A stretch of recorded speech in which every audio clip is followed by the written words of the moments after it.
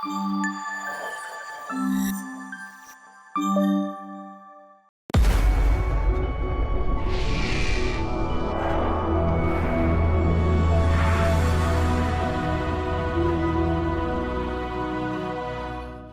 శ్రీ గురుభ్యో నమః.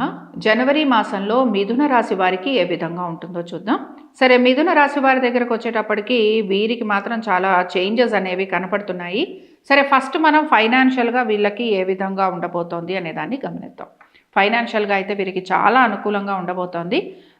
వాస్తవం చెప్పాలి అనంటే ముందర ఉన్న ఇబ్బందులు, ఫైనాన్షియల్ పొజిషన్కి సంబంధించి ముందర ఎటువంటి ఇబ్బందులు అయితే ఉన్నాయో అలాంటి ఇబ్బందులన్నీ కూడా ఒక్కొక్కటి మీకు సాల్వ్ అవుతూ మీరు ముందుకు వెళ్ళేందుకు అవకాశాలు కనపడుతున్నాయి. సో ఫైనాన్షియల్గా ఎప్పటి నుంచి బాగుంటుంది? 18వ తారీఖు తర్వాత నుంచి బాగుంటుంది. కాబట్టి ఏంటంటే ఆల్మోస్ట్ సెకండ్ హాఫ్ కూడా అయిపోవాలి నెలలో.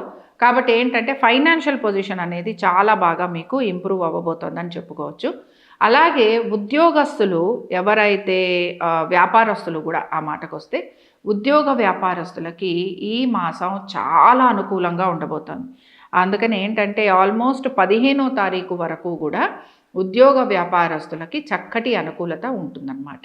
అయితే ఇక్కడ 2 క్వశ్చన్స్ వస్తాయి. ఒకటి, మనం ఏమైనా ప్రమోషన్స్ లాంటివి ఎక్స్పెక్ట్ చేస్తున్నామని అనుకుందాం. అలాంటి వారికి ఏంటంటే ప్రమోషన్స్ వచ్చినా కూడా ఫైనాన్షియల్గా చాలా పెద్ద గ్రోత్ రాకపోవచ్చు.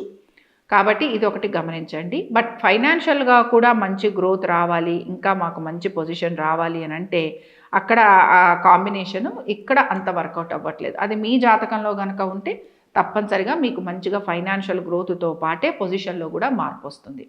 ఇంకా రెండో విషయం ఏంటి అని అంటే వ్యాపారస్తులకి కూడా చాలా అనుకూలంగా ఉంది. అలాగే చాలా వరకు కూడా మీ ప్రయత్నాలన్నిటిలోనూ కూడా మంచి సక్సెస్ అనేది మీకు కనపడుతుంది. ఇక్కడ మెయిన్గా 2 విషయాలని మనం పరిశీలనలోకి తీసుకోవాలి. 1 మీ ఆరోగ్యం, 2 మీ మాట, 3 మీ యొక్క ప్రవర్తన. ఎప్పుడైతే పరిస్థితులు అన్నీ కూడా అనుకూలంగా రావడానికి మొదలవుతాయో మన బిహేవియర్లో కూడా చాలా మార్పులు వస్తాయి. సాధారణంగా ఎంతో మెలోడౌన్గా ఉండి ఎంతో చక్కగా మాట్లాడే మనం ఒక్కొక్కసారి అహంకారంతో మాట్లాడుతూ ఉంటాం. సో ఏంటంటే దీన్ని ఈ రాశి వారు ఖచ్చితంగా గమనించుకోవాలి. అందుకని ఫస్ట్ మాట్లాడేటప్పుడు చాలా జాగ్రత్తగా మాట్లాడాలి.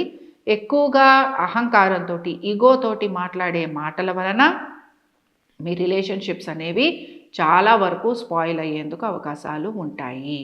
కాబట్టి ఈ విషయాన్ని గమనించాలి. ఇంకా రెండో విషయం ఏమిటంటే భార్యాభర్తల మధ్యన అనేక రకాల విషయాలు వస్తూ ఉంటాయి. అయితే భార్య కానీ భర్త కానీ వీరి వల్ల ఒకరి వల్ల ఒకరికి సహాయం అయితే ఉంది. కానీ సహాయం ఉంది, అన్నీ బాగున్నాయి, కానీ ఒకరితో ఒకరికి సమయం గడిపేందుకు టైం ఉండదన్నమాట. ఒకరితో ఒకరు కూర్చొని కాఫీ తాగే టైం కూడా ఉండటం లేదు. కాబట్టి సంపాదించుకోవాలి, కుటుంబ బాధ్యతలు తీసుకోవాలి, బట్ రిలేషన్షిప్లో టైం కూడా కేటాయించుకోవాలి. సో ఇది మీ చేతుల్లో ఉన్న పని. మనం పరిహారానికి పరిగెడితే అక్కడ పరిహారం ఏం చేస్తుంది? కాబట్టి భార్యాభర్తలు ఒకరి అంటే కొంచెం టైం గడిపేందుకు ప్రయత్నం చేయండి. ఇంకా మెయిన్ ఇంపార్టెంట్, మాట్లాడుకుంటున్నాము, చక్కగా ఉన్నాము, అనవసరంగా గొడవ వచ్చింది, దాంతో మేము ఏదో మాట అనుకొని దూరం పెరిగింది, ఇలాంటివి కూడా చాలామందికి జరుగుతూ ఉంటాయి. సో ఏంటంటే ఇలాంటివి ఉన్నప్పుడు ఇలాంటివి రాకుండా చూసుకోండి. అదే అంటున్నాను ఇందాక నుంచి కూడా, మీరు మాట్లాడేటప్పుడు జాగ్రత్త వహించాలి. ఇంకా సరే, విద్యార్థుల గురించి చూద్దాము.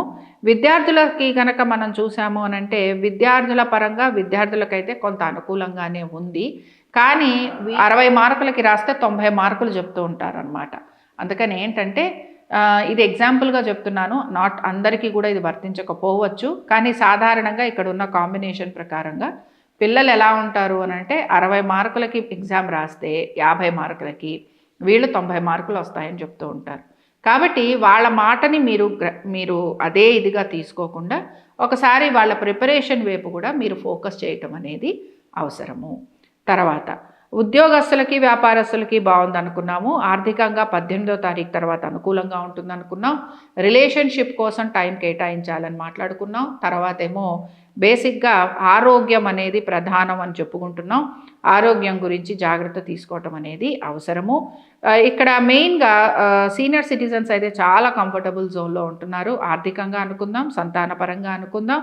అలాగే వారు గనక ఇంకా ఏదైనా సరే అంటే ఇమీడియట్గా రిటైర్ అయిపోగానే సీనియర్ సిటిజన్స్ అని మనం ఇస్తాం, కానీ కొంతమంది ఇంకా పనిచేస్తున్న వారు కూడా ఉంటారు. అలాంటి వారికి కూడా ఇక్కడ చాలా వరకు అనుకూలంగా ఉంది. గవర్నమెంట్ నుంచి మీరు కనుక ఏదైనా హెల్ప్ లాంటిది తీసుకున్నా, లేకపోతే హెల్ప్ ఎక్స్పెక్ట్ చేస్తున్నా, అలాంటివన్నీ కూడా మీకు 16వ తారీఖు వరకు బాగుంటాయి. ఆ తర్వాత కొంచెం స్లో డౌన్ అవుతాయి. అందుకని ఏంటంటే కొంచెం స్లో డౌన్ అయ్యే విషయాలలో మీరు ముందరే అలాంటి పనులు ఏవైనా ఉంటే పూర్తి చేసుకోవటం మంచిది. అలాగే కోర్టు పరమైన విషయాలు ఏవైతే ఉన్నాయో అలాంటివన్నీ కూడా ఇక్కడ మీకు మూమెంట్ రాబోతున్నాయి. కానీ 16వ తారీఖు తర్వాత నుంచి స్లో డౌన్ అవుతుంది. 16వ తారీఖు వరకు కూడా మీకు అనుకూలంగా ఉంటాయి. మీకు మీ లిటిగేషన్స్ కానీ, కోర్టు కేసులు కానీ ఇలాంటివన్నీ కూడా ఉంటాయి. ఇవన్నీ కూడా 16వ తారీఖు లోపల మీరు సాల్వ్ చేసుకోవచ్చు. అలాగే మీరు అవుట్ ఆఫ్ కోర్ట్ లాంటిది సెటిల్మెంట్ చేసుకుంటాను అనుకున్నా కూడా 16వ తారీఖు లోపల మీరు కనుక సెటిల్మెంట్ చేసుకుంటే మీకు చాలా చాలా మంచి బెనిఫిషియల్గా కూడా ఉంటుంది. కాబట్టి ఇక్కడ కోర్టుకి సంబంధించిన విశేషాలు ఇవి.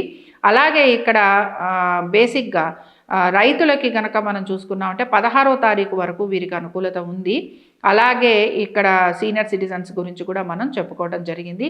సో ఓవరాల్గా ఏంటి అనంటే చాలా కంఫర్టబుల్ జోన్లోనే ఉన్నట్టుగా మనకి కనపడుతున్నారు. ఇంకా కొంచెం హార్డ్ వర్క్ అనేది కూడా చేస్తారు. దీంతో పాటు విద్యార్థులు ఎవరైతే ఉన్నారో వారు బాగా కష్టపడి మాత్రం చదువుకోవాలి, లేకపోతే ఇబ్బందులు పడేందుకు అవకాశాలు ఎక్కువగా ఉంటాయి. సరే, మరి ఈ రాశి వారు ఎటువంటి పరిహారం చేస్తే బాగుంటుంది? ఇక్కడ వీరికి ఏంటంటే మీరు గనక ఏవైనా హెల్ప్ గనక తీసుకుంటున్నా, లేకపోతే హెల్త్ పరంగా మీకు కొంచెం బాగుండకపోయినా, లేకపోతే లిటిగేషన్స్, కోర్టు కేసులు ఇలాంటివి ఉన్నా, వీటన్నిటికీ కూడా మీరు బగళాముఖి చేయించుకుంటూ ఉండాలి. ఎప్పుడైతే మనకి రైట్ టైం స్టార్ట్ అవుతుందో, ఒక సొల్యూషన్ ఎప్పుడైతే మనం కావాలని కోరుకుంటామో అలాంటప్పుడు కొంచెం దేవతలని ఆరాధించటం, అది కూడా మనకి కరెక్ట్ దేవుణ్ణి మనం పట్టుకోవాలన్నమాట. కాబట్టి బగళాముఖి చేయించుకోండి. ముఖ్యంగా మీకు ఎవరికైతే ఇలాంటి ప్రాబ్లమ్స్ ఉన్నాయో అలాంటి వారు లిటిగేషన్స్, కోర్టు కేసులు అండ్ అదర్ ఇష్యూస్ ఏవైతే ఉన్నాయో వాళ్ళందరూ కూడా బగళాముఖి చేయించుకోండి. బట్ మిగతా వారు మాత్రం అరుణ పారాయణ చేయించుకోండి. అరుణ పారాయణ వలన చాలా వరకు ఆరోగ్యం కుదుటపడేందుకు అవకాశాలు ఉంటాయి. ఇవి మిథున రాశి వారి ఫలితాలు. శుభం.